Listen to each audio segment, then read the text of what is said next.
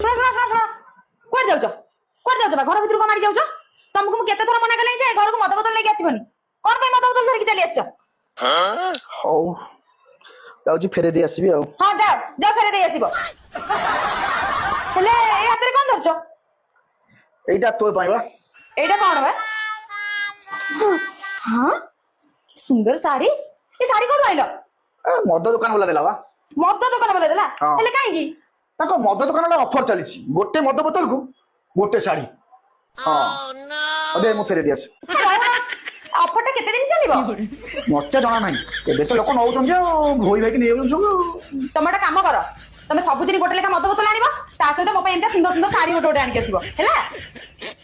ସବୁଦିନ କୋଉ ପାଇଁ ମୋ ପାଖରେ ପଇସା ନେଇତେ? ମୁଁ କୋଉ ସବୁଦିନ ଆଣିବି? ମୋ ପାଖରେ ପଇସା ହବନି। ପଇସା ମୁଁ ଦେବି, ମୋଠୁ ପଇସା ନେଇଯିବ। ଗୋଟେ ଲେଖା ମଦ ବୋତଲ ଆଣିବ, ତା ସହିତ ଏମିତି ଗୋଟେ ଶାଢୀ ନେଇ ଆସିବ। ତମର ଯେତେବେଳେ ଦରମା ଆସିବ ସେତେବେଳେ ମତେ ଫେରେଇ ଦେବ ଆଉ କଣ।